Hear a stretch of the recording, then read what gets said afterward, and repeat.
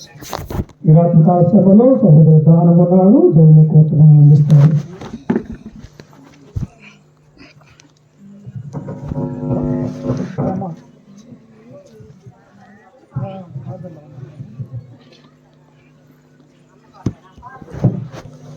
క్రీస్తునందు ఈ రాత్రికాల సమయంలో కూడి వచ్చిన సకల పరిశుద్ధులకును, నాతోటి జతపని వారికి పెద్దలకును, అలాగనే యవనస్తులకును, చిన్న బిడ్డలకును, మరి ముఖ్యంగా ఈ యొక్క కృతజ్ఞత కూడికి ఏర్పాటు చేసిన డేవిడ్ బాబాయ్ కుటుంబానికి మన రక్షకుడు ప్రభు అయిన యేసుక్రీస్తు నామమున మీ అందరికీ వందనాలు తెలియజేస్తూ ఉన్నాను. ఇప్పటి వరకు మనం అందరము కూడా ప్రార్థన ద్వారా, పాటల ద్వారా తండ్రి అయినటువంటి దేవుణ్ణి మనం మహింపరచుకొని ఉన్నాము. కొన్ని నిమిషాల పాటు దేవుని యొక్క వర్తమానాన్ని, ఆయన యొక్క వాక్యాన్ని మనం అందరం కూడా నేర్చుకుందాం. ఎందుకు ఈ యొక్క కూడిక, కృతజ్ఞత కూడిక డేవిడ్ బాబాయ్ ఎందుకు ఏర్పాటు చేసినాడంటే ప్రియులారా, దేవుడు ఆయన కుటుంబంలో చేసినటువంటి మేళ నిమిత్తమై, దేవుడిచ్చినటువంటి ఆ సంతానం, చదువుతున్నటువంటి ఆ బిడ్డలు మరి 10th క్లాసులో మంచి మార్కులతో మరి పాస్ అయిన సందర్భంగా నా దేవుని నేను స్తుతించాలా, కీర్తించాలా, ఇట్టి మేలులు చేసినాడని ఈ విధంగా దేవుణ్ణి మనం అందరం కూడా మహింపరుచుకునే భాగ్యాన్ని దేవుడు మనకు ఇచ్చి ఉన్నాడు. అందుకే ప్రియమైనటువంటి దేవుని బిడ్డలారా, ఈనాడు మనము చూస్తూ ఉన్నప్పుడు లోకంలో ఉన్నటువంటి అనేక మంది తల్లిదండ్రులుగా ఉన్నటువంటి వారు, మరి ముఖ్యంగా కుమారులు, కుమార్తెలు దేవుడు మనకిచ్చినప్పుడు ఈ లోకంలో వారిని పెంచటం అనేది బహు కష్టతరమైనటువంటి విషయం ప్రియుల. ఎందుకంటే శిశువు వయసు నుంచి బాల్య వయసు, ఈ 2 వయసులు కూడా మనం పెంచడానికి ఏమంత ఇబ్బంది ఉండదు. కానీ ఒక యవ్వన దశ అనేది వచ్చినప్పుడు వారిని ఎంతో జాగ్రత్తగా పెంచుతూ ఉన్నప్పటికీ కూడా అనేక మార్లు కూడా సాతాను అనేవాడు ఈ లోకంలో పడగొట్టాలని చూస్తూ ఉంటాడు ప్రియుల. అట్టి సాతాను మనం ఎదుర్కోవాలి అంటే, అట్టి సాతాను మన యొక్క కుటుంబంలోనికి రాకుండా ఉండాలి అంటే, మొదటిగా తల్లిదండ్రులుగా ఉన్నటువంటి మనము మన పిల్లల విషయంలో దేవుని యొక్క వాక్యాన్ని కలిగి, దేవుని యొక్క సన్నిధానానికి మనం వెళ్తూ, మన యొక్క పిల్లలను కూడా మందిరానికి తీసుకొని వెళ్తూ ఉన్నప్పుడు అక్కడ చెబుతున్నటువంటి స్వార్థికులు చెబుతున్నటువంటి ఆ దేవుని యొక్క మాటలు విన్నప్పుడు, వారి యొక్క హృదయంలో ఉంచుకున్నప్పుడు ప్రియులారా, ఏ ఒక్కటి కూడా మన యొక్క దరి చేరదు అన్నటువంటి విషయాన్ని కూడా మనం గుర్తుంచుకోవాలి. అందుకే నేటి కాలంలో తల్లిదండ్రులకు అవసరమైనటువంటి వాక్యము, అలాగనే పిల్లలకి, యవనస్తులుగా ఉన్నటువంటి వారికి, చదువుకున్నటువంటి వారికి అవసరమైనటువంటి వాక్యాన్ని మనం నేర్చుకుందాం. చూడండి, పరిశుద్ధ గ్రంథంలో నుంచి మనం చదువుకుంటూ ఉన్నప్పుడు మానవునికి 4 దశలు ఉన్నాయి. ఎన్ని దశలు? 4 దశలు. ఒకటి శిశువు దశ, అనగా తల్లిపాలు తాగుతూ ఉన్నప్పుడు ఆ యొక్క శిశువు దశ. 2 వచ్చేసి బాల్య దశ, అంటే కొంచెం పెద్ద అయినప్పుడు బాల్య దశ. 3వది వచ్చేసి యవన దశ, యవన కాలము, 18 సంవత్సరాలు మొదలుకొని దగ్గర దాపుగా 50 ఏళ్ళ వరకు కూడా యవనస్తులని దేవుని యొక్క గ్రంథం మనకు సెలవిస్తూ ఉన్నది. ఆ తర్వాత వృద్ధాప్య దశ, 60 నుంచి తను బ్రతికిన కాలం అంతయు కూడా వృద్ధాప్య దశ ప్రియుల. ఈ విధంగా దేవుడే విభజించినట్టుగా మనం చూడగలుగుతూ ఉన్నాం. అందుకే మనం పరిశుద్ధ గ్రంథంలో మనం చదువుకున్నట్టయితే ప్రియులారా, చూడండి, కొలస్సీలకు రాసినటువంటి పత్రిక 3వ అధ్యాయము, అపోస్తులైనటువంటి పౌలు గారు కొలస్సీ సంఘానికి రాసిన పత్రిక 3వ అధ్యాయము 15వ నుంచి మనము చదువుకుందాం. చూడండి, 3:15.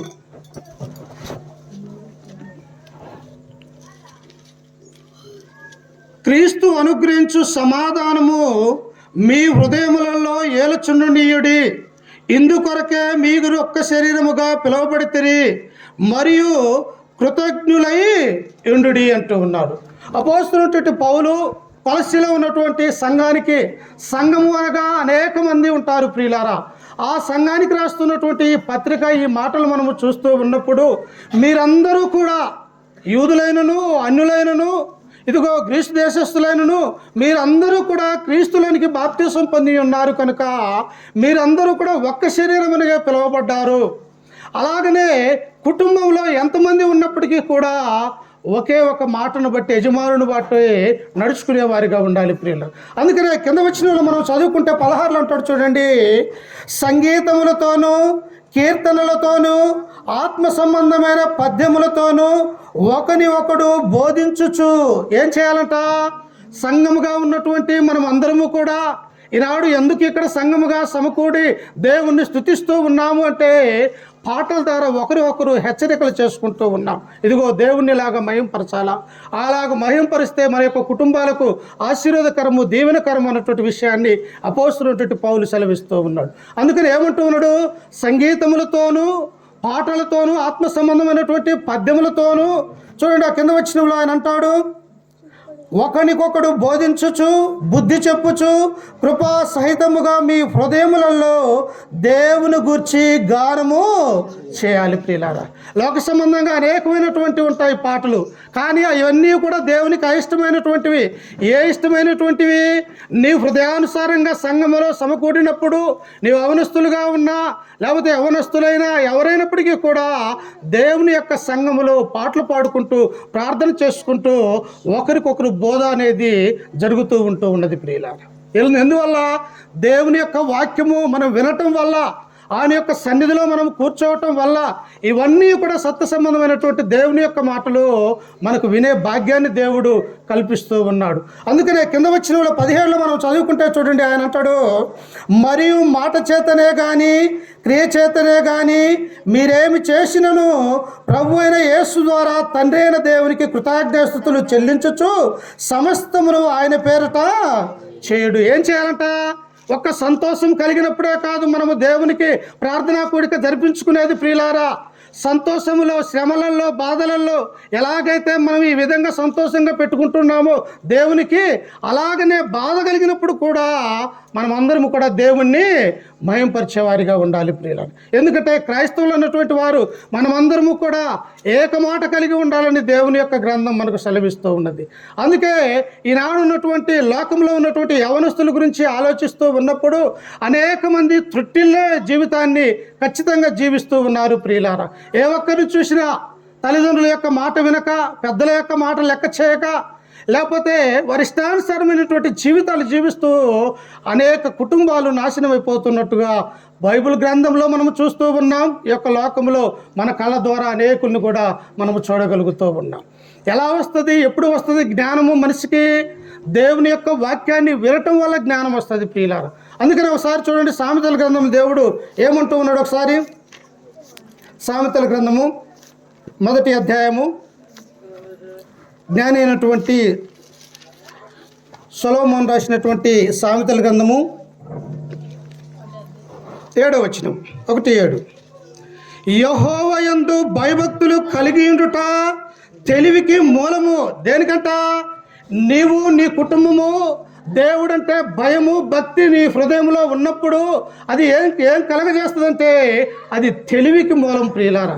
ఎప్పుడైతే మనకు దేవుడు జ్ఞానాన్ని ఇస్తాడో, ఎప్పుడైతే మన యొక్క హృదయంలో దేవుని గురించినటువంటి ఆయన వాక్యం ఉంటూ ఉన్నదో, ఈ లోకంలో మనం ఎలా ప్రవర్తించాలో ఆ వాక్యమే మనల్ని నడిపించే విధంగా ఉంటూ ఉన్నది. అందుకనే జ్ఞాని అయినటువంటి సొలొమోను అంటూ ఉన్నాడు, యెహోవా యందు భయభక్తులు కలిగి ఉండుట తెలివికి మూలము అంటూ ఉన్నాడు ప్రియులారా. దేనికి మూలమంట? జ్ఞానము. ఈ లోకంలో సొలొమోను యవనస్తుడైనటువంటి సొలొమోను తన యొక్క తండ్రి తన చిన్నతనాలనే చనిపోయినప్పుడు ప్రియులారా, ఇదిగో ఇంతటి ఇశ్రాయేలు పరిపాలించటానికి, ఇన్ని గోత్రాలను నేను పరిపాలన చేయటానికి రాజుగా అభిషేకిస్తే ఆ యొక్క జ్ఞానము నాకు లేదా అని దేవునికి ప్రార్థన చేసినప్పుడు దేవుడు ఏమన్నాడో తెలుసా? ఇదిగో నా కుమారుడైనటువంటి సొలొమోను, ఈ లోకంలో ఉన్నటువంటి నువ్వు సంపదను అడగల, బంగారాన్ని అడగల, వెన్నిని అడగల, ఇదిగో గుర్రాలను అడగల, రైతులను అడగల. ఏమడిగావు? ఇదిగో నీ యొక్క ప్రజలను పరిపాలించడానికి నాకు జ్ఞానం లేదని నీవు నన్ను అడిగావు కనుక ఇదిగో నీకు జ్ఞానముతో పాటు సర్వ సంపదలు, ఐశ్వర్యములు నేను నీకు ఇస్తున్నాను అన్నాడు. చూసారా ప్రియులారా? వాళ్ళు అడిగింది ఏంటిది? ఆయన అయ్యా నాకు జ్ఞానాన్ని, ఎందుకు కొన్ని లక్షల మంది నీ యొక్క బిడ్డలు ఇక్కడ ఉన్నారు, వారికి నీతి న్యాయము జరిగించడానికి నేను బాలుడిగా ఉన్నాను కనుక నాకు జ్ఞానము సరిపోదు, నాకు జ్ఞానము కావాలంటే ఈ లోకంలో నేను ఎక్కడ కూడా సంపాదించుకోలేను.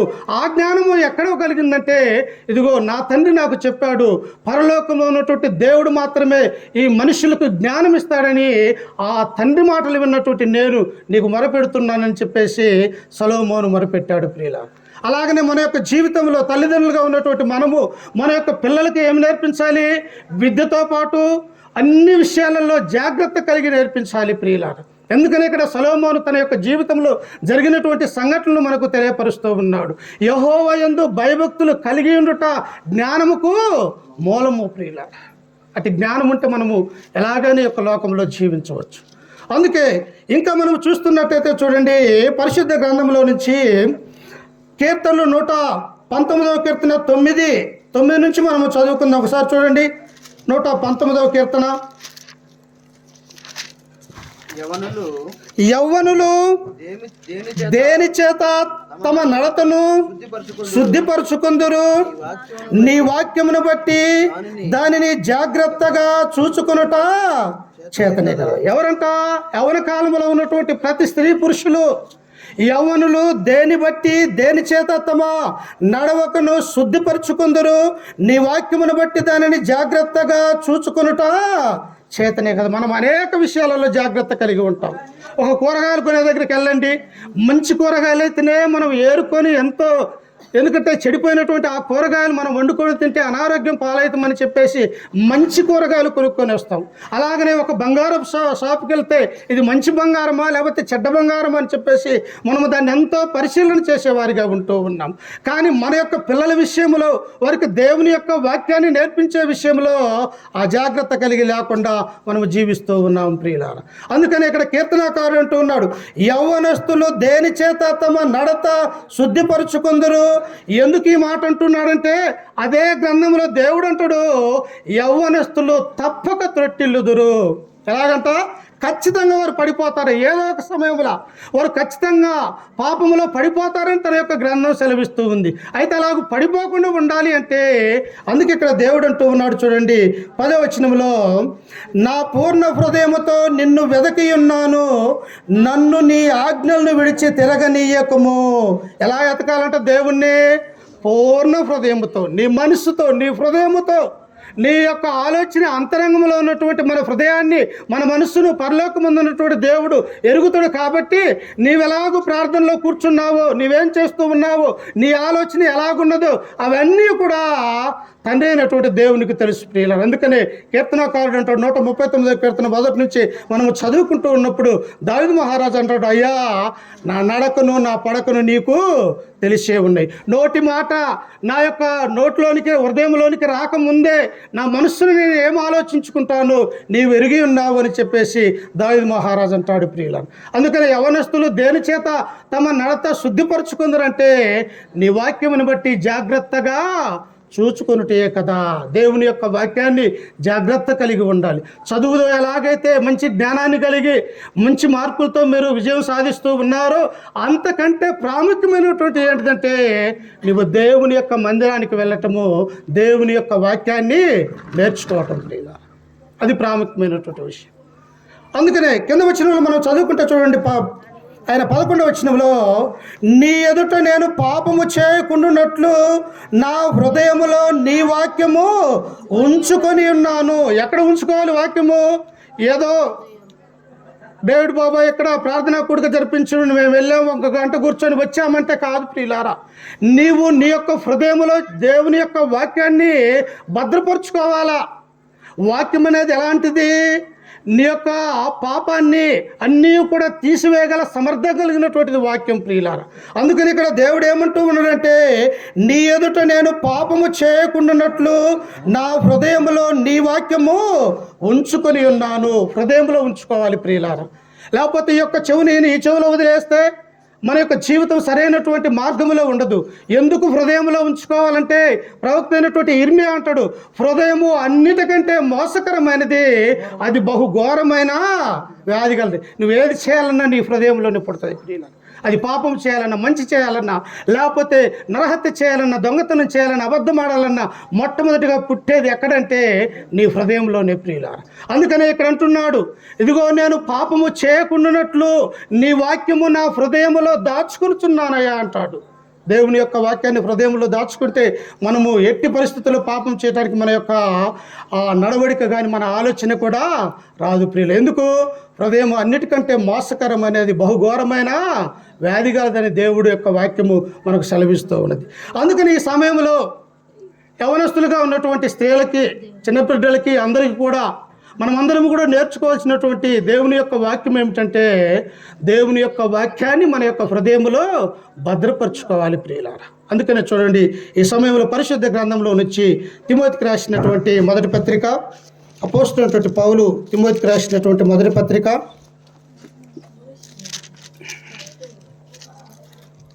4వ అధ్యాయము 11వ వచనం చదువుకుందాం. 4:11.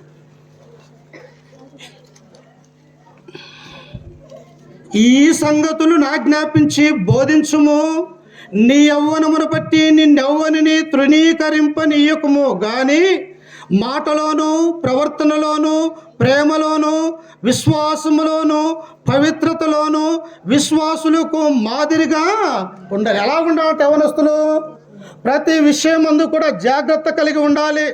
లోకంలో ఉన్నటువంటి శరీరాశ, నేత్రాశ, జీవపు డమ్మం అనేవి ఉన్నవి కాబట్టి మనుష్యుని పతనం చేయటానికి ఆ యొక్క సాతాను ఎదురు చూస్తూ ఉంటుంది ప్రియులారా. యవన కాలంలో ఉన్నటువంటి యేసుక్రీస్తు వారిని సైతము సాతాను ఎలా శోధించినది?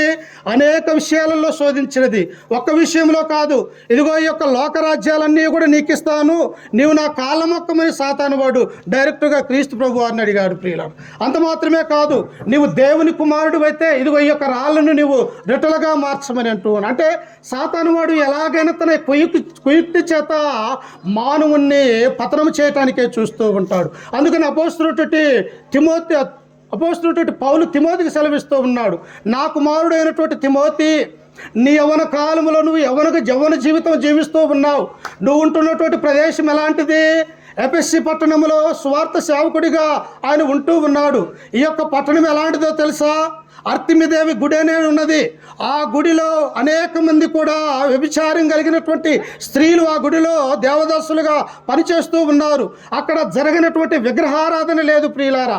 ప్రపంచంలో 7 వింతలు ఉంటే 8వ వింత ఎక్కడ ఉన్నదంటే ఈ ఎఫెసీ పట్టణంలో ఉన్నటువంటి అర్తిమిదేవి గుడి ప్రియులారా. అంటే ఇప్పుడు యవనస్తున్నటువంటి తిమోతి ఎక్కడ ఉన్నాడు?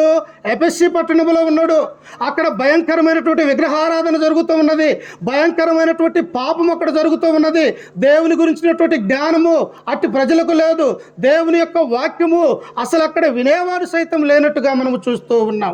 అందుకనే అక్కడ ఉన్నటువంటి తిమోతికి పౌలు హెచ్చరిక చేస్తూ ఉన్నాడు, ఇదిగో నా కుమారుడు అయినటువంటి తిమోతి, నీవు యవ్వన కాలంలో ఉన్నావు, యవనస్తుడిగా ఉన్నావు. యవ్వన కాలంలో ఉన్నటువంటి నువ్వు త్రొట్టిల్లపోయే ప్రమాదం ఉన్నది. కాబట్టి నీవు ఎలాగూ జీవించాలి అంటే ఇదిగో ఈ కింద వచ్చిన నెలల్లో చెప్పాడు. ఎలా జీవించాలంట చూడండి, కంటిన్యూస్ కింద చదువుకుందాం. ఆయన అంటున్నాడు చూడండి, నీ యవ్వనమును బట్టి నిన్నెవరిని తృణీకరింపనీయకుము గాని మాటలోను, ప్రవర్తనలోను ఎలా ఉండాలంట? నీవు అన్యుల మధ్య స్వార్థ సేవ చేస్తూ ఉన్నావు కాబట్టి నీ మాట జాగ్రత్త కలిగి ఉండాలి. ఎందుకంటే దేవుడు ఈ లోకంలో ఉన్నప్పుడు కూడా, పాపం అనే లోకంలో సాతాను యొక్క బంధకాలలో ఈ లోకంలో ప్రవేశించినప్పటికీ కూడా దేవుని యొక్క కుమారుడుగా క్రీస్తు ప్రభు వారు యవన కాలంలో ఉంటూ ఉన్నప్పుడు ఒకానొక సమయంలో వ్యభిచారంలో పట్టబడ్డటువంటి స్త్రీని రాళ్లతో కొట్టాలని చెప్పేసి అక్కడ అందరూ కూడా కూడుకొని ఉంటారు ప్రియులారా. అప్పుడు ఆమె నేరుగా క్రీస్తు దగ్గరకు వస్తుంది. వచ్చినప్పుడు క్రీస్తు ఏమండు, ఇదిగో మీలో ఎవడైనాను పాపము చేయని ఎట్లా ఎవడైనాను మొదట ఆమె మీద రాయమంటాడు. ఇంకా ఏమంటాడంటే ఆయన, ఇదిగో మీరు ఎవరైనా కానీ నాలో పాపం ఉన్నదని ఎవడు స్థాపించగలడు? ఒక సవాల్ విసురుతూ ఉన్నాడు ప్రియులారా. ఏమంటూ ఉన్నాడు? మీరందరూ ఉన్నారు ఇక్కడ పరిచయులుగా, సద్దుకాయలుగా, శాస్త్రులుగా, అనేక విషయాలు ధర్మశాస్త్రోపదేశకులుగా మీరందరూ ఉన్నారు. ఇదిగో ఈ స్త్రీని మీరు రాళ్లతో కొట్టి చంపాలని చూస్తూ ఉన్నారే, అయితే మీరేమన్నా నీతిమంతులా? కాదు. అయితే నాలో పాపం ఉన్నదని మీరెవరు స్థాపించగలరు అని క్రీస్తు ప్రభువారు అంటూ ఉన్నారు ప్రియులు. అంటే పాపమనే ఈ లోకములో జీవించినప్పటికీ కూడా క్రీస్తు ఎటువంటి పాపం చేయనటువంటి వాడిగా ఉంటూ ఉన్నాడు. అందుకనే క్రీస్తును మాదిరిగా మనము తీసుకోవాలి ప్రియులారా. అపోస్తలుడైనటువంటి పౌలు ఏమంటాడు? కొరింథీయులకు రాసినటువంటి మొదటి పత్రిక 11వ అధ్యాయం మొదటి వచనములో, నేను క్రీస్తును పోలి నడుచుకున్న ప్రకారము మీరు నన్ను పోలి, ఎవరిని పోలి నడుచుకోవాలి? చాలామంది అనుకుంటాం, అనేక మంది పాడైపోయినటువంటి మనుషులు ఉన్నారు కదా, వారు మరి అంతటి వారే పడిపోయారు కదా, మనమెంత అని మనం అనుకోవచ్చు. కాదు, బైబిల్లో ఉన్నటువంటి గొప్ప గొప్ప ప్రవక్తలు, నీతిమంతులు ఉన్నారు. వారిని ఎందుకు మనం ఆదర్శంగా తీసుకోకూడదు? అందుకని అపోస్తలుడైనటువంటి పౌలు అంటాడు, నేను క్రీస్తును పోలి నడుచుకున్న ప్రకారం మీరు నన్ను పోలి నడుచుకోమంటున్నాడు. యేసుక్రీస్తు ఈ లోకంలో జీవించినప్పటికీ కూడా ఆయన ఎటువంటి పాపము చేయలేదన్నటువంటి విషయాన్ని మనం గుర్తెరగాలి ప్రియులారా. అందుకనే ఇంకా చూడండి, తిమోతికి రాసినటువంటి 2వ పత్రిక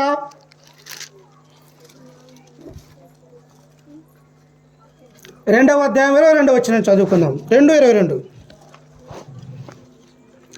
నీ యవ్వనేచ్ఛలను విసర్జించి పవిత్ర హృదయులై ప్రభువుకు ప్రార్థన చేయు వారితో కూడా నీతిని, విశ్వాసమును, ప్రేమను, సమాధానమును సంపాదించుకున్నట్టుకు ప్రయాసము పడమంటున్నాడు. తిమోతికి సెలవిస్తూ ఉన్నాడు, నీ యవ్వన కాలములో నీవు ఎలాగూ ఉండాలంట?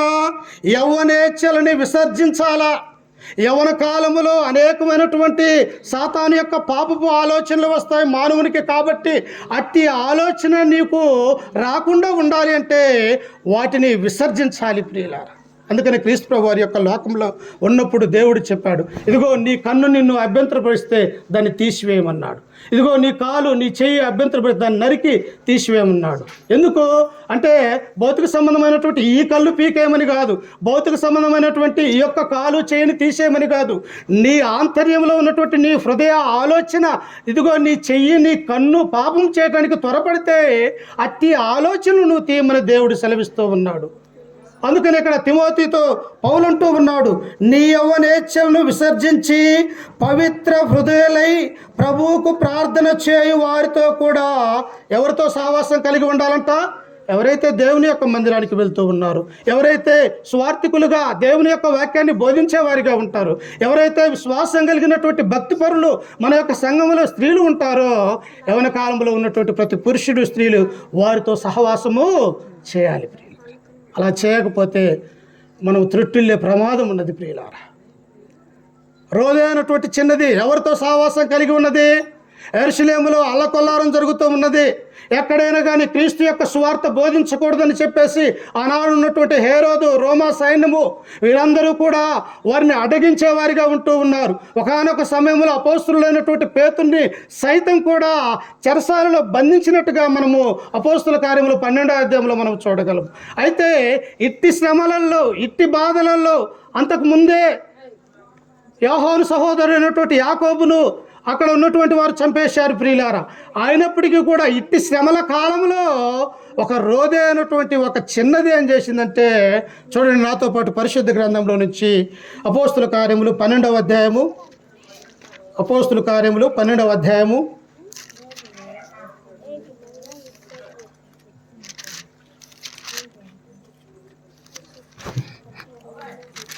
12వ అధ్యాయము 11వ వచనం చదువుకుందాం. 12:11 పేతురుకు తెలివి వచ్చి ప్రభు తన దూతను పంపి హేరోదు చేతిలో నుండి యూదులను ప్రజలు నాకు చేయనుద్దేశించిన వాటన్నిటి నుండి నన్ను తప్పించి ఉన్నాడని ఇప్పుడు నాకు నిజముగా తెలియనని అనుకొనెను. ఎవరంటేనా ఇక్కడ సందర్భం మనకు తెలియాలి ప్రియులారా. ఏంటి ఆ సందర్భం అంటే, పేతురును సైతము దేవుని యొక్క వాక్యాన్ని నువ్వు ప్రకటించకూడదు, క్రైస్తవులుగా అనేక మంది నువ్వు మార్చుతున్నావు కనుక నువ్వు చెరసాలలో బంధించాలని చెప్పేసి ఏ రోజు ఆలోచన చేసి ఆ చెరసాలలో బంధించాడు ప్రియులు. కానీ తండ్రి అయినటువంటి దేవుడు ఈయన ద్వారా అనేక కార్యక్రమాలు జరగాలని చెప్పేసి అనేక మందికి స్వార్థ ప్రకటించాలని పేతురు ఆ చెరసాల సంఖ్యలను నుంచి పేతురును కాపాడి ఉన్నాడు. అప్పుడు చెబుతున్నటువంటి ఈ మాటలు ప్రియులారా చూడండి, కింద వచనంలో చదువుకుంటే 12వ వచనంలో, ఇట్లు ఆలోచించుకొని అతడు మార్కు అను పేరు గల యోహాను తల్లి అయిన మరియ ఇంటికి వచ్చెను. అక్కడ అనేకులు కూడి ప్రార్థన చేయుచుండిరి. చూశారు ప్రియులారా, ఎలాగట? ఒక పక్క అపోస్తులైనటువంటి యాకోబు చనిపోయాడు, మరో పక్క అగ్రగామినుడిగా ఉన్నటువంటి పేతును సైతం చెరసాలలో బంధించి ఉన్నారు. కానీ అట్టి కాలంలోనే సంఘముగా ఉన్నటువంటి మార్కు తల్లి అయినటువంటి మరియా తన యొక్క ఇంటిని ప్రార్థన జీవితాన్ని గడపడానికి ఇచ్చినది ప్రియులారా. ఆ యొక్క మార్కు తల్లి అయినటువంటి మరియా ఇంటికి ఈ యొక్క పేతురు వచ్చి ఉన్నప్పుడు అక్కడ జరుగుతున్నటువంటి విషయం. అప్పుడు చూడండి, ఆయన అక్కడికి వచ్చినప్పుడు ఏం జరిగిందంటే 13వ వచనములో, అతడు తలవాకిట తలుపు తట్టుచుండగా రోదేలు ఒక చిన్నది ఆలకించుటకు వచ్చెను. ఎక్కడున్నది? యొక్క యవనస్తురాలైనటువంటి చిన్నది. ఎట్టి శ్రమలలో, ఇట్టి బాధలలో కూడా తమ యొక్క తల్లిదండ్రులు నేర్పించినటువంటి ఆ క్రైస్తవ యొక్క జీవితాన్ని జీవించటానికి ఇదిగో మార్కు తల్లి అయినటువంటి మరే ఇంటిలో ప్రార్థన చేయి వారితో సహవాసం చేస్తూ ఉన్నది. నీ బిడ్డలు ఎవరితో సహవాసం చేస్తూ ఉన్నారు? చెడు సహవాసం కలిగి ఉన్నారా? లేకపోతే దేవునితో సంబంధాన్ని కలిగి ఉన్నారా? దేవునితో మనం సంబంధం కలిగి ఉంటే పరలోకంలో ఉన్న తండ్రితో మనం సంబంధం కలిగి ఉంటాం. ఒకవేళ ఈ లోకస్తులతో మనం స్నేహము, సమాధానం కలిగి ఉంటే మన యొక్క జీవితం కూడా ఈ లోకంలోనే, పాపంలోనే మరిగిపోతూ ఉంటూ ఉన్నది ప్రియులారా. అందుకని యొక్క రోజా చిన్నది ఎలా ఉన్నదట? ప్రార్థన చేయి వారితో కూడా ఆ ఇంటిలో ఉన్నప్పుడు చూడండి 14వ వచనంలో, ఆమె పేతురు స్వరము గుర్తుపట్టి సంతోషము చేత తలుపు తీయక లోపలకు పరిగెత్తుకొని పోయి పేతురు తలుపు దగ్గర నిలుచున్నాడని. ఎవరి స్వరం వినిపించిందంట ఆమెకి? అపోస్తులైనటువంటి పేతురు యొక్క స్వరాన్ని ఆమె జ్ఞాపకం ఉంచుకుంది. అంటే ఆమె ఎన్నిసార్లు యెరూషలేము యొక్క మందిరానికి వెళ్ళి ఉండవచ్చు, ఎన్నిసార్లు అపోస్తులు బోధించినప్పుడు ఆ బోధ యొక్క రోజే స్త్రీ ఇని ఉండవచ్చు. తలుపు లోపల ఏమున్నది? తలుపు బయట పేతురు ఉన్నాడు. పేతురు తలుపు తీయమని అంటూ ఉన్నప్పుడు అనేక మంది స్త్రీలు ఆ ఇంటిలో ఉన్నప్పటికీ కూడా యవనస్తురాలైనటువంటి ఈ రోజే చిన్నది ఆ తలుపు దగ్గరికి వెళ్ళి, ఇదిగో నేను పేతురు యొక్క స్వరాన్ని విన్నాను అంటాను. మనము కూడా సరైనటువంటి దేవునితో సంబంధం కలిగి, దేవుని యొక్క వాక్యము చెప్పేవారితో సహవాసం కలిగి గొప్ప క్రైస్తవ స్త్రీలు మన యొక్క సంఘంలో ఉన్నారు. అట్టి వారితో మన యొక్క బిడ్డల యొక్క సహవాసాన్ని కలిగి ఉన్నట్టయితే మనము చాలా గొప్ప గొప్ప ఆశీర్వాదాలు మనకు ఉంటాయి ప్రియులారా.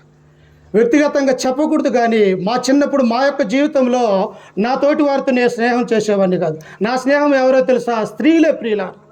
అనంత నాయనమ్మ, దయనాయనమ్మ, నాగపదమ్మ, అలాగనే గాయజేజ, ఇలాంటి వారితో నా స్నేహం కొనసాగినది. అంటే వాళ్ళు స్త్రీలు అయినప్పటికీ కూడా క్రిస్మస్ పండుగ వచ్చిందంటే వారికి గ్రీటింగ్స్ వారికి ఇచ్చేవాడిని నేను. అంటే నేనేవో గొప్పవాడిని కాదు ఉద్దేశం. దీని ద్వారా కొంత నేర్చుకుంటారని తెలియపరుస్తూ ఉన్నాను. అందుకని యొక్క రోజా యొక్క చిన్నది కూడా ఎలా ఉన్నదంట? పేతురు యొక్క స్వరాన్ని గుర్తుపట్టినది.